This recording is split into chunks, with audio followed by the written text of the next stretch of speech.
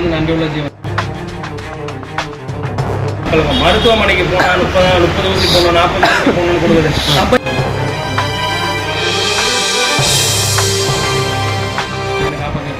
இங்கே ஓப்பனாக சொல்கிறேன், இங்கே நாய்கள் வளர்க்குறது ரொம்ப கஷ்டம்தான்.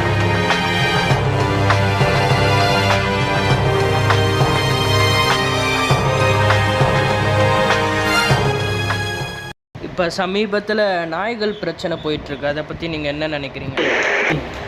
நாய்கள் பார்த்தீங்கன்னா எல்லா மக்களையும் கடித்து ஒரு கஷ்டத்தை கொடுத்துட்டு தான் இருக்குது அனைத்து மக்களுக்கும். மருத்துவமனைக்கு போனால் 30 ஊசி போடணும், 40 ஊசி போடணும்னு கொடுக்குது. நம்ம ஏன் 30 ஊசி 40 ஊசி போட்டு கிடக்கணும் சொல்லுங்க பாப்பா. எல்லாத்துலேயும் வந்து நாய்களை வளர்த்து ஊராக போய் மேய்ஞ்சி எல்லாரையும் கடிக்கிறதுக்கு நாய்கள் வச்சுருக்காங்க. அப்போ நாய்களை நம்ம என்ன பண்ணலாம், ஒரே இதுவாக ஒரு அரசியல் இது மாதிரி பண்ணி அதை அடைச்சி வச்சிடலாம், ஓப்பனாக அடைச்சி வச்சிடலாம். எதுக்கு நாய்கள் நம்ம இங்கே ஒன்று காட்டில் இருக்க விடலாம், இங்கே இருந்து நாய்களை பற்றி காட்டில் விட்டு அங்கே என்ன அது வந்து பண்ணிட்டு இங்கேருந்து நம்ம மக்களை வந்து ரோதனைப்படுத்துறதுக்கு வெளியே எங்கன்னா போய் மக்களுக்கு என்ன காப்பாற்றிருக்கலாம்.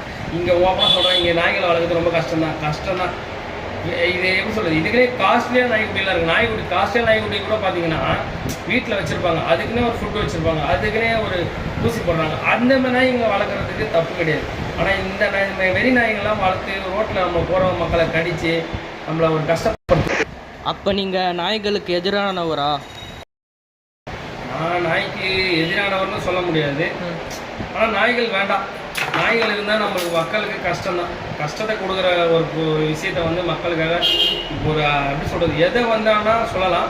நாய்களை பொறுத்த வரைக்கும் கஷ்டத்தை தான் கொடுக்குது. வெறி நாய்களை பொறுத்த கடிக்கக்கூடாது. கடிக்கிறதுனாலே நம்ம என்ன பண்ணணும், மேக்ஸிமம் அதை அழிக்க தான் பார்க்கணும்.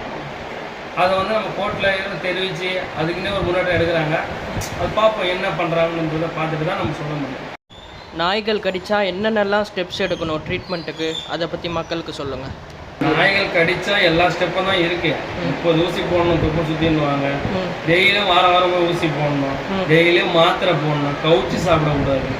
எவ்வளவோ கஷ்டம் இருக்குது நாயை கடிச்சிட்டா. நாய் கடிச்சிட்டு கொஞ்ச நாள் சிக்கன் சாப்பிட்டு கூட செத்துருவாங்க.